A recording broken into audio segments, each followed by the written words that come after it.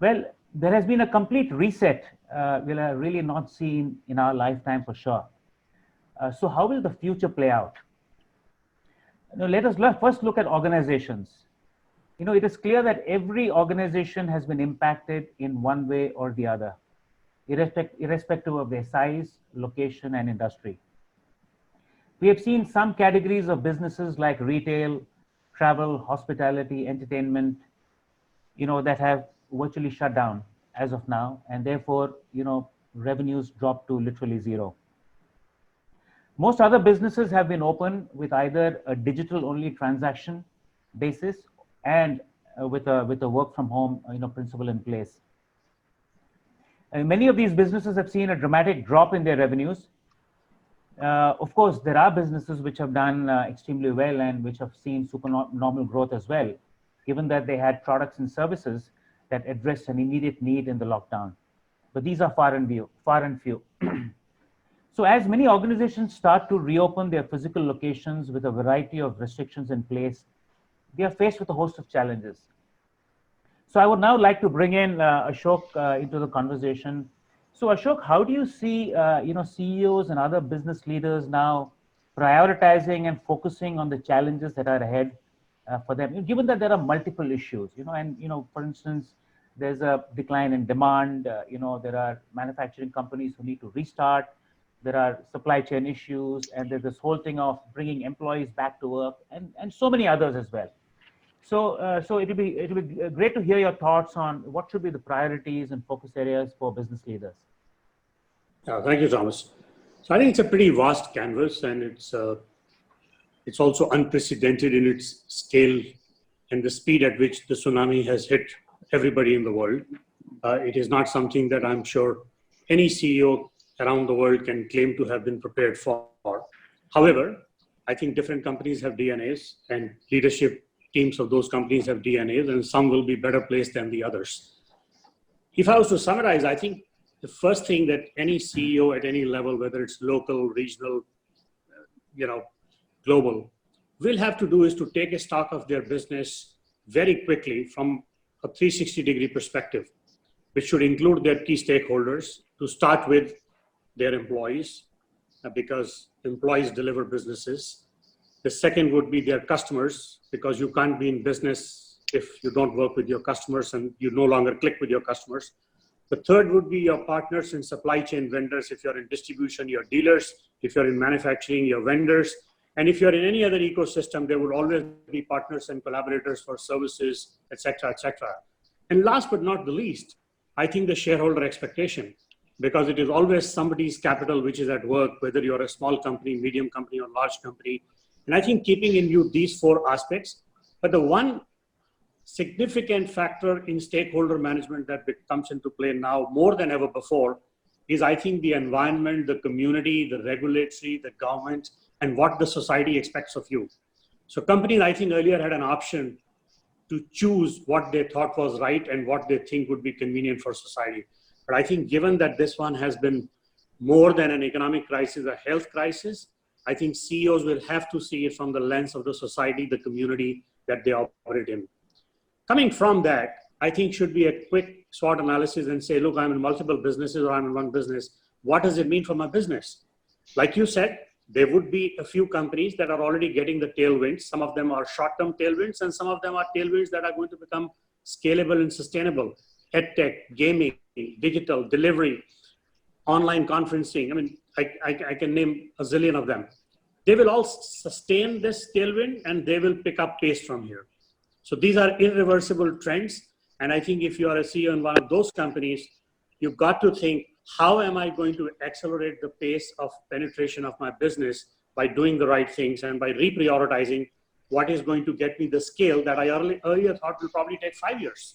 So the adoption of some of these product categories has been rapid. It's in 60 days, the kind of penetration levels that have been achieved for EdTech, gaming, home delivery, essential delivery, telemedicine are more than what the companies were presenting as their 3-year compounded growth, because I've been on some investment boards and I've been witnessing pitches that were taking place 6 months ago, 4 months ago. I sat on a pitch on 9th of March and I sat on a pitch 9th of May, and I can tell you it's a completely different situation. So prioritizing, However, if you're a company which is actually getting acutely disrupted with headwinds like aviation, travel, tourism, anything which is contact oriented, I think there the key thing is going to be to think through the economic model itself. And in the economic model, you first have to provide for health, safety, and hygiene of your employees and your customers. If you want customers to come back on your plane, if you want your pilot to come back, if you want your crew to come back, how are you going to make sure that this is a safe, hygienic environment that they can trust? And same thing for the consumer. So I think those companies will have to think through that. And in light of that, I think almost all of them will have to reset their business model from an assurance perspective, from a trust perspective, from a learning perspective, and from an economic perspective, because this is going to bring new costs with depressed revenues and acute pressure on both the profit and loss and balance sheet.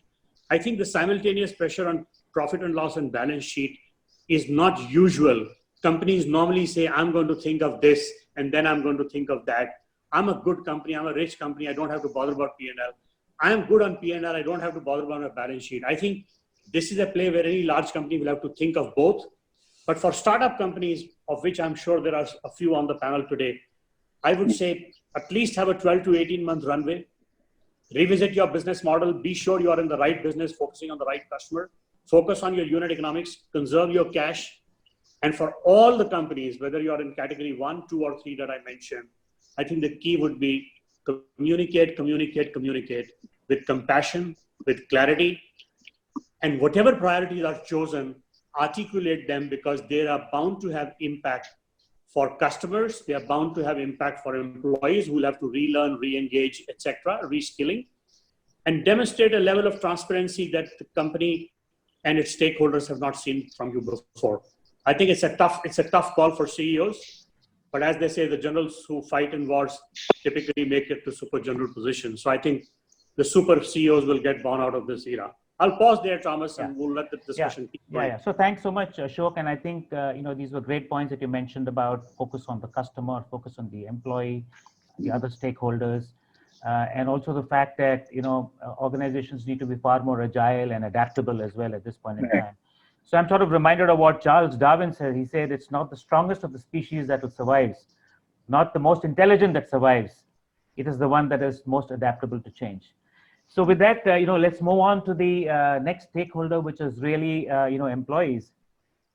And really look at what are the issues and challenges that employees will face as they start to get back to work. So Madhav, let me bring you in here. So, I was reading a report recently which said that, 30% of employees have fear in their minds, as they return to the workplace. So how do we get them back to work? And, how do we really, address these concerns of theirs? So it'd be nice to, get some very practical, views from you on this topic, on this subject. Yeah. Sure, I think that's a great question. So if I look at it, there are 3 aspects to it. So I would like to call it 3 R's to simplify it. One is about recommitting to new priorities. As Ashok mentioned, priorities are changing. So recommitment to those priorities across the organization. The second thing would be to re-engage with the workforce. And the third thing is about rethinking about work and workplace. So when I talk about recommitting to new priorities, organizations should reinforce their commitment to well-being and purpose. That's very important in times like this. Addressing physical, psychological, financial concerns of people at workplace and at home. And the important things while transitioning to recover is ensure safe workspaces for those coming to the office and very flexible schedules for those who will continue to care for children and elderly family members. The second thing is about really re-engaging with the workforce. So while some employees will return on site, others may continue to work remotely or engage in a very hybrid model. And managers have to get used to it now. Some managers are not at all happy to run that hybrid model, and they like to see people coming to office every day. So that may not be the case for next couple of months. There need to be a change in the mindset. In addition to arming them with the skills and access needed to meet work requirements, re-engaging the workforce will also involve giving meaningful work to them as teams play an increasingly important role in recovery, leaders should provide clear and timely direction on new assignments and priorities. Coming to my third point is about rethinking about work and workspace. So we see unprecedented levels of adaptability at work now, thanks to the technology advancements. A critical goal of recovery should be to pivot towards a more resilient workforce, shifting away from rigid routine and structure.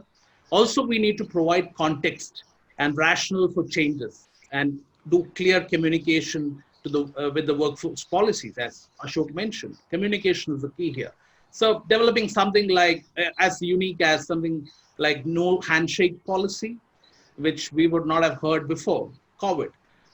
Something like rethinking work also means rethinking about the workforce, about the size, composition, compensation, performance management, many areas we need to relook at.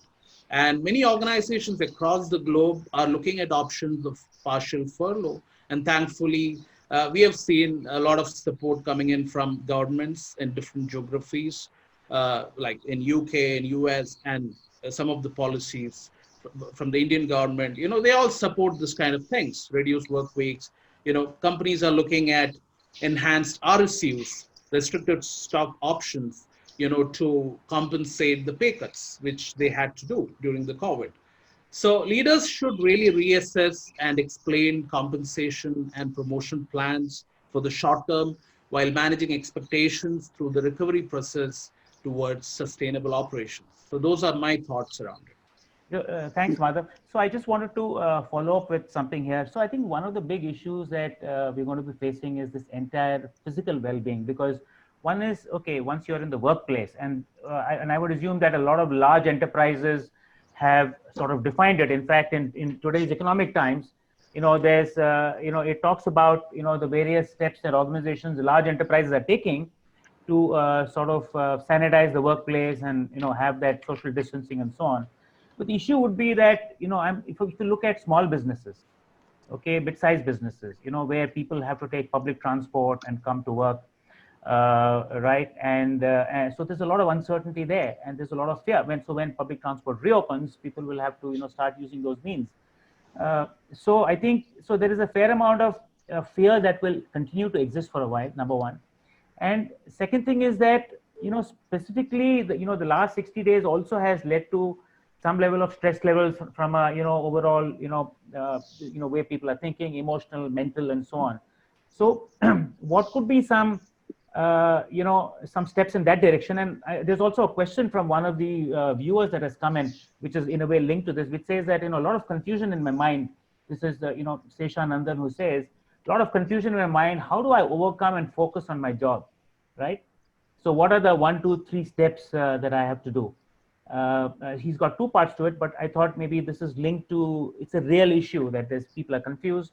So any quick thoughts from any of you? Yeah. Yeah, I think, building on to what I said about the hybrid model, it really comes into play where the leaders and the important stakeholders, whether it is outside of the company or inside the company, they need to be absolutely comfortable with this model. So that gives the confidence for leaders or managers to give that leeway, to support their team members, because these are very genuine concerns which people are facing now. So opening the office with no public transport available in the city is of no use. So many people, maybe 70% of the workforce is going to rely on public transport, right? It doesn't really help. And even with the kind of social distancing norms which the Ministry of Home Affairs and everyone is suggesting, we need to be very careful. We no CEO or HR leader would like their office to be a hotspot, the next hotspot for COVID. So I think these are very, very careful things which we need to do. And these are things which no one could have fathomed before. So we all need to collectively find solutions to it. That's what my thoughts are. Yeah. So thanks, Madhav. I think we've had a nice conversation around both the organization's challenges as well as, the challenges of the employees. So now let's move on to another very interesting area, which is this entire, conundrum of work from home and your physical workplace. So let me bring in, Karan into that. So Karan, what has been your experience with work from home so far for your organization and other business units of Unicorps? And also, what is your exit strategy now? Now that as work restrictions ease out, what will be your exit strategy? Sure. Thank you, Thomas. Yeah. So we have had an amazing work from home. So personally, if I have to talk about myself, so I used to commute 4 hours every day, which I'm saving. I stay in Delhi. My office is in Noida. So now that 4 hours I'm using on myself and with my family.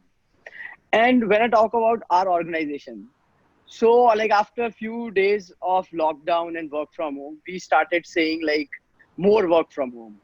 So so then I realized like what made us like how we are more productive from work from home. Like we never had work from home policy. Like many IT companies have work from home policy like weekly one, like once in a week or once in a month, but we never had. We never believed.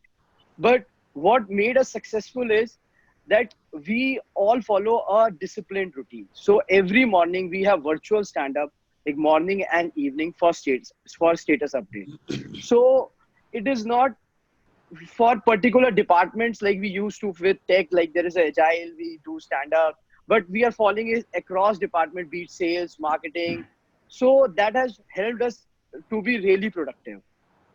And also we have built like virtual conference rooms where anyone can collaborate anytime with team members. So because we are very much habitual of like as a startup, as a growing organization, we personally feel like physical meeting is important. So for that we have created virtual. So it is not like you are booking a meeting. So anyone can join in anytime and collaborate and discuss on work. Yeah.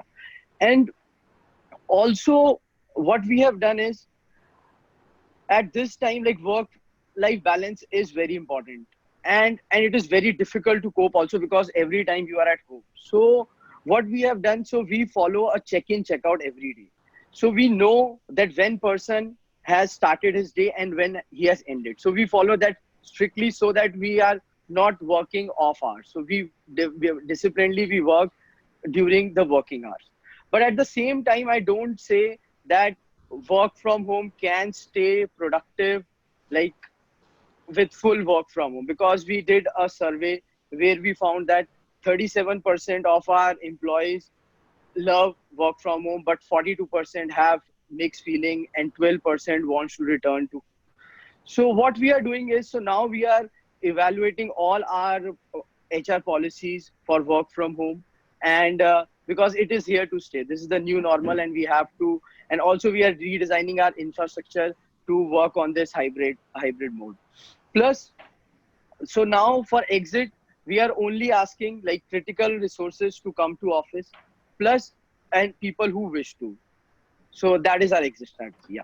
Yeah. So thanks. So in fact, I saw a LinkedIn post of HROne the other day where you spoke about a very significant increase in productivity.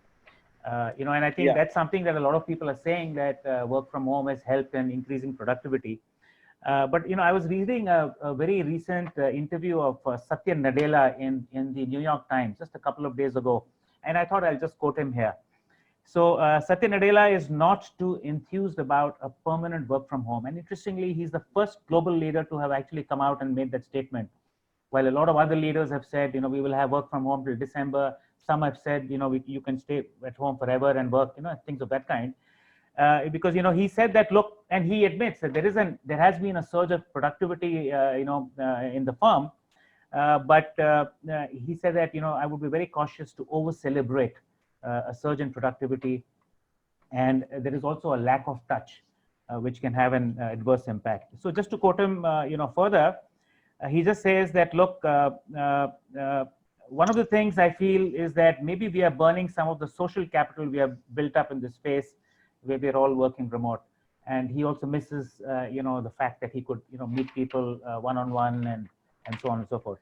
So that's one point. The other thing that one hears when we talk to a lot of people is that, there are a host of practical issues as well, which is that, while senior leaders have good infrastructure and so on to work from home, you find that a lot of people in mid and junior management, struggle, given the fact that they don't have proper infrastructure. And also Indian summer being what it is, you need to have, temperature control and so on and so forth. And then there are challenges of micromanagement of the teams, and people are ending up working really long. So it'll be just good to get, Ashok, maybe some quick thoughts. I mean, what are you hearing? Is there like people excited now to get back to work? Because I must say before you come in that I was also reading some LinkedIn posts where a lot of people who have now started coming back to work are really very excited, and it's like coming back home after a long trip somewhere, right? and they the new sense of energy and positiveness and so on and so forth. So any quick thoughts, Ashok? Yeah, I think everything that you said, Thomas, and what Karan Madhav said, I think these are all different parts of the new truth. So what Madhav is saying is absolutely correct, that if there is no public transport, how do you expect employees to come? And what Karan is saying is also true, that when he did the poll, X percentage of his folks wanted to be home, X percentage wanted, Y percentage wanted to just come back to work, and there are some in between. And like you said, even at the global CEO level, there are different views. I think because there will be horses for courses in terms of businesses, in terms of the reset, of how they will service their customer, because let's remember one thing, each business will eventually be in business sustainable and successful if it is being able to serve the needs of its customers, whatever the customers are, whether they are customers for a burger or they are customers for an IT solution or they are customer for an HR tech. And I think CEOs will have to, along with their leadership teams and key constituents, think through and engage their employees in that communication very transparently, that this is the purpose why we are in business. This is the business model that we had. This is the adaptation that we need to make, at least in the short term, because there are at least 3 phases to this comeback. There is an immediate next 100-day, 200-day plan of how you survive and go through this period, where you reduce the business discontinuity and hang in and stay connected and build some business. And then there is a mid-normal, which is probably 6 months out, during which period there are 2 possible situations. One, that there are medicinal solutions and therefore the world has a new wave of confidence and yet remembers that a new virus could come. And the second is that the medicinal solutions are still 12 to 18 months away. People continue to get infected. However, different ecosystems learn how to disentangle and learn the new normal of how they will work. That there will be social distancing in a shop, there will be social distancing at the airport, there will be social distancing at a restaurant, there will be home delivery of essentials, there will be telemedicine, and yet there will be a surgery in which there will be contact. I think the CEOs and the leaders will have to think through this from the lens of their customer, their employee model, and their business model, and engage with their employees so that there is a transparent understanding of the new normal as it is panning out. But most important thing, it should be transparent, it should be fair, it should be balanced, it should be compassionate, and it should get communicated and recommunicated and adjusted and readjusted if need be. Yeah, so thanks, Ashok. So I think I'm getting in a question here, which is in a way linked to this, and I'll pose that to Madhav. So we'll handle questions as they come in. This is from Hina, and the question is, do we see any major transformation in job role structures and job descriptions in the next 12 months? I think there are possibilities, because see, to start with HR, HR job has become very interesting. So a lot of line managers might think of moving into HR, taking up additional assignments as it gets more strategic. And, HR always decide for that space on the proverbial table, So people who are in HR who are doing really well will stand out. Even if they don't do well also, they will stand very out, right? So that's how it's going to work. So that is applicable for all the functions. It's not just HR. I'm sure, there are a lot of people trying new things, especially in startup space. A lot of innovative, creative things happening. And they don't look at the JD before venturing into an innovative step, right? They just come out with a great thought and implement it, and it just becomes a big thing, right? When a CEO of an Indian company, I think Wellspun, she decided to go out on the floor and do some dance steps with the employees. That became viral, and she started giving this challenge to a lot of CEOs Why don't you do that? And I saw a lot of CEOs doing that and putting it up on Twitter. So it is not part of the JD, right? You need to outgrow your JD and put in passion within, right? Which others can see and emulate. So that's how it's going to evolve. Yeah. So thanks.